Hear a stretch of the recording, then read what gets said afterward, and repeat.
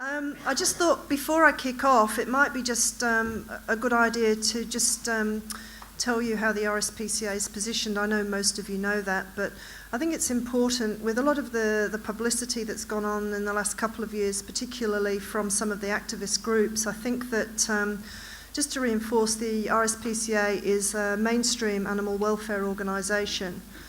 We're not against using animals for food or fibre. We just expect that to be done humanely. So for 175 years in Australia, the RSPCA has been enforcing laws.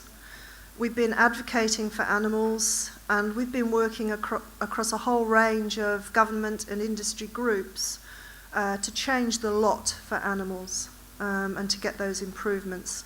We continue to do that today. If needed, we will kick up our pace.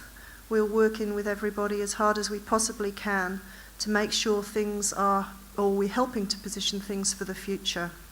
Certainly with such an iconic agricultural commitment in Australia, that's, I think, very, very important. And coming from a business, myself and a business background, I completely understand what needs to be done. I might not know absolutely every nitty-gritty component of every industry, but I definitely know what we need to do and how we can help to position animal welfare as a value add to business. But anyway, just on to the introduction. So the future of animal welfare policy in Australia and its implications for livestock industries. So, I've been asked to speak about the future of animal welfare policy in Australia and those implications for all the livestock industries. And we've witnessed an unprecedented amount of discussion in the public domain about animal welfare issues associated with livestock production, not only related to the live export trade, but also with respect to many other livestock industries. In fact, no major livestock industry has escaped public scrutiny over an animal welfare-related issue within the past couple of years. Whether that scrutiny derives from animal activists, animal welfare organisations, food retailers, government regulators or the media, it can have significant impacts for industry and create an uncertain business environment. Industry reputations can be damaged.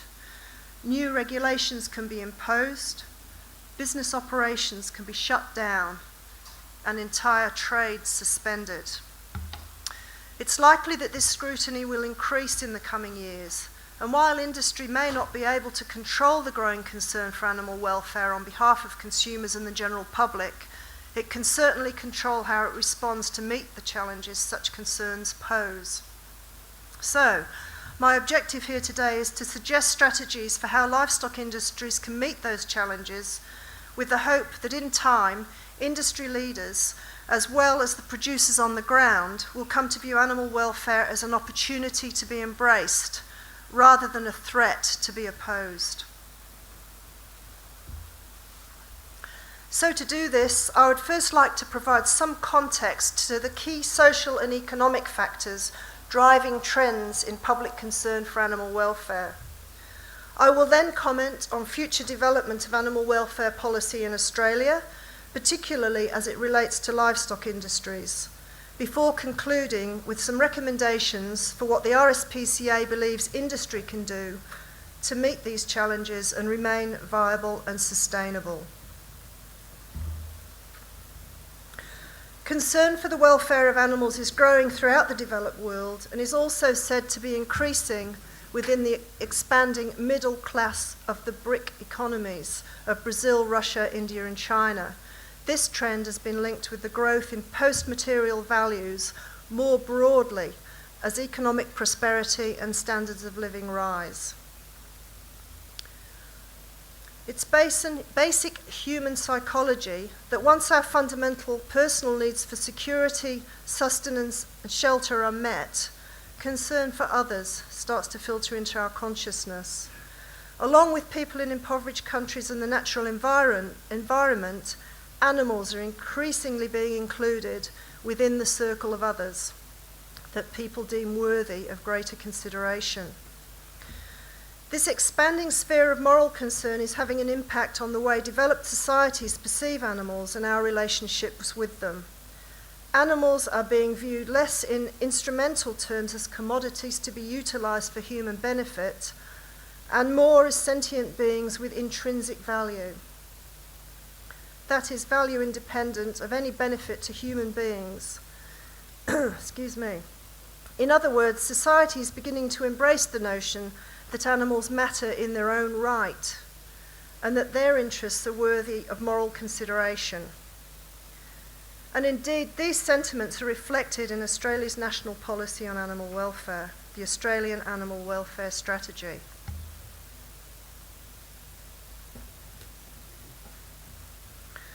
With this growing recognition of the sentience and intrinsic value of animals, it is becoming increasingly difficult to rely on the purpose for which animals are used as a means to justify causing them harm. In other words, there is likely to be increased demand for animals to be treated in a way that recognises that sentience, and sentience regardless of the context of animal use. These changing attitudes to animals and our relationships with them will have profound implications on the way livestock industries deal with the animals in their care. Most significantly, they will alter the nature of duties we owe to them. I use the term we very deliberately here. These duties, as with all duties established to promote a public good, should be borne by society as a whole, not just one segment of it. It is neither fair nor feasible to lump the burden of implementing improved animal welfare standards upon livestock industries and producers alone. And I'll talk more about the need to take a whole of community, whole of chain approach to the implementation of animal welfare policy later in the presentation. But coming back to the notion of changing duties, what I mean by this is that society will begin to demand that farm animals are not only provided with adequate food, water and shelter and handled appropriately, but that they are provided with the ability to live a life that is worth living. The notion of a life worth living may sound like a very subjective and abstract concept, but it was developed by the very same scientific body that brought us the famous 5 freedoms. And those 5 freedoms are the basis on which RSPCA policies are developed. The 5 freedoms were originally developed by the UK Farm Animal Welfare Council.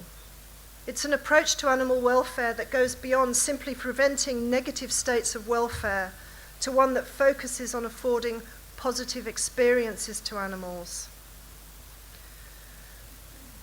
The Council has developed a specific scientific method for applying the concept in practice, and it believes the concept is the next logical step forward in developing policies on the treatment of farm animals. These changing societal attitudes to farm animals are also leading to changes in market structures. Animal welfare is one of a number of qualities included within the move towards ethical or values-based consumerism in the Western world. Consumers are increasingly concerned about how animals have been treated in the course of producing their meat, dairy, or egg products. This growth is reflected in the rise in retail share of non-cage eggs, which has increased from approximately 30% of the market in 2009 to over 50% today. In fact, when I started with the RSPCA, it was 17%, so 50% today. And that's just 4 years later, after 2009, so 50%. Increased growth has also been seen with respect to higher welfare chicken and pork products, including those sold under the RSPCA's approved farming scheme. Other market developments have been instituted by major retailers, most notably Coles and Woolworths. In 2010, Coles announced that its own brand of eggs would be cage-free from 2013. And its pork products would be sow stall free by 2014, a term now under dispute by the ACCC. And last month, Woolworths announced that it would remove all cage eggs from its supermarkets by 2018, So I think it's probably fair to say that Australia may be seeing the end of the battery cage in the very near future. Accompanying these developments is an increasing demand for greater transparency in food production relating to the treatment of animals. Consumers will demand further information about production methods to satisfy their desire to avoid supporting practices that fail to meet their ethical values. I'll talk more about potential strategies that industries may employ to achieve increased transparency later on in the presentation. But now I'd like to address the future development of animal welfare policy in Australia and touch on how the social and market trends I've just discussed may influence that development. The most important aspect of animal welfare policy from the RSPCA's perspective is that it results in improved animal welfare standards on the ground. How we can produce policy that achieves this is the real challenge. And of course, livestock producers, those on the ground dealing with animals on a day-to-day basis, have a critical role to play in realising this objective. The starting point for the development of such policy should be that animal welfare is a whole of community concern. And I did mention that earlier, whole of community concern. It's not an issue that only affects livestock industries or animal welfare organisations. Improved animal welfare must be conceptualised as a public good. Approaching animal welfare in this manner has implications for the way in which responsibility for addressing it is apportioned. As I mentioned earlier, livestock industries should not be made to bear the burden on their own. Government has a responsibility on behalf of the community to ensure that the costs for improvement of animal welfare standards are evenly distributed and financial assistance afforded to those industries and producers affected by the implementation of approved standards. Crucially, Australia's animal welfare policy must strive to reflect broader societal trends in thinking about animals. It really must keep up with the times. And failing to achieve this will create friction, as society's expectations begin to grate against current practice and industry's social licence to operate is brought into question. Such conflict will result in the industry continuing to be exposed by activists and the media, with further public demonstrations, animal welfare campaigns, and even some of those by the RSPCA. ACCC cases for misleading and deceptive conduct and retailer pressure. Much of this conflict can be avoided, or at least reduced, through the development of animal welfare policy that better reflects evolving community concerns and expectations. Animal welfare policy must, of course, also be based on sound science and be practical and feasible for industry. In order to achieve policy that reflects community expectations, is science-based, practical, the framework for developing such policy must be carefully considered. Fortunately, Australia already has a relatively well-established infrastructure for developing animal welfare policy. However, the RSPCA believes there are a number of crucial areas that could be improved.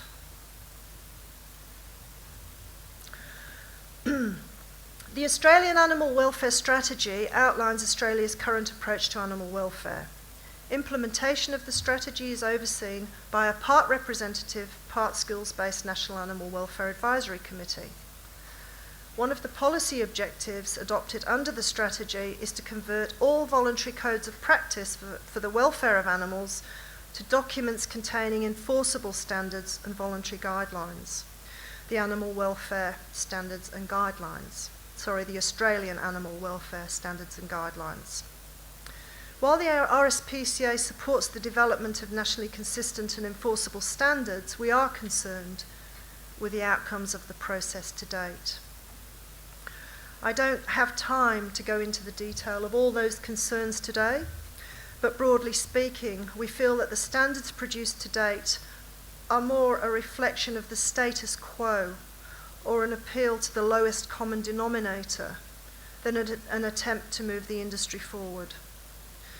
The RSPCA feels that this is a lost opportunity to better reflect community expectations and international developments in animal welfare science, which we've heard earlier is, going to be part and parcel of point of difference going forward, but also to reassure the broader Australian community that the animals used to produce their food and fibre are treated humanely in the process. So we feel the framework for developing standards can be improved to make it a more inclusive and a more democratic process, with a stronger reliance on independent animal welfare science. RSPCA Australia is in the final stages of developing a position paper on the development of national standards with a focus on following 4 principles for standard setting. And those are independent and impartial governance, fair and balanced representation and deliberations, timely and accessible public consultation, and transparent and accountable decision making. We do believe that with greater adherence to these principles, we will see the development of a more democratic, inclusive and science-based approach to animal welfare policy that better reflects community expectations.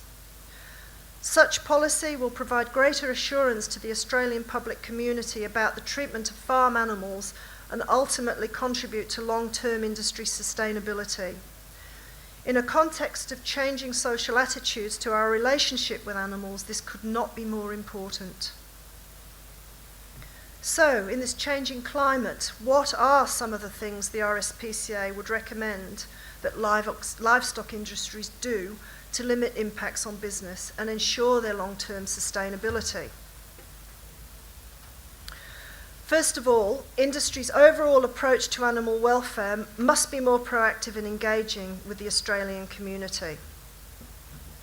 In an era of increased scrutiny and demands for greater transparency, it is not a matter of if a painful or stressful husbandry practice will come under scrutiny, but a matter of when. Sitting back and waiting for the next media expose is not a wise approach. The RSPCA believes that the most effective strategy for industry to be more proactive in engaging on animal welfare involves increasing the openness and transparency of farming operations. People are naturally suspicious of what they don't know or don't understand. Accordingly, openness and transparency quells suspicion and distrust. So how can the livestock industry be more open and transparent? Well, there are many strategies that industry may pursue to achieve this. Adopting method of production labelling schemes, similar to that of RSPCA's approved farming scheme, is one effective strategy. Labelling schemes help satisfy increasing consumer demand for information on the welfare impacts of production methods and also help those who are willing to pay more for welfare standards to be able to do so. Increased education initiatives, including farm visitation programs, where producers open their doors to allow schools, community groups and the general public to visit real farming operations, can also provide another opportunity. Obviously, such initiatives need to accommodate biosecurity protocols, and not all farming facilities would be well suited for such programs. But if more such opportunities were available, it would serve to better build relationships between livestock industries and the general public. Additionally, there are moves in Europe towards what has been referred to as open slaughter or open production, where facilities are fitted with CCTV cameras and the public are able to view the production and slaughter of animals online. Look, I know this may sound quite extreme and out there, but such innovative strategies may in fact provide companies with a point of distinction in marketing and quality assurance. I must, however, provide a caveat. Greater transparency will not in itself be the panacea to community concern if industry cannot point to genuine efforts to improve welfare standards. It's critical that strategies to improve transparency be accompanied by greater investment in animal welfare research, development and extension that will lead to genuine improvements to welfare standards on the ground. And I refer to genuine here in the sense that it's not simply R&D to justify the status quo, which unfortunately a lot of industry R&D projects seem to do. Many within the livestock industries may not even like what I'm saying here today. Some will perceive it to be an unfair intrusion upon farming businesses, but I must emphasise that it's no longer a viable position to view community concerns about animal welfare as simply a matter of city folk ignorance. I'm not aware of any successful business or industry that rejects the concerns of its customers. Personally, I've been in business a long time myself, and I would certainly concur with that point. So taking the concerns of customers is paramount. It's not a good recipe for long-term sustainability to ignore that. The industry and producers on the ground certainly don't have to agree with such concerns, but ignoring them is not an option in the current climate. Those who put their head in the sand will be left behind. Conversely, those who perceive animal welfare as an opportunity to embrace, those who invest in improving animal welfare standards within their operations will be well placed to capitalise on the macro consumer trends occurring throughout the developed world. Animal welfare is an issue that will continue to grow in prominence, and the RSPCA will continue to work with industry to help improve welfare practices into the future. Thank you.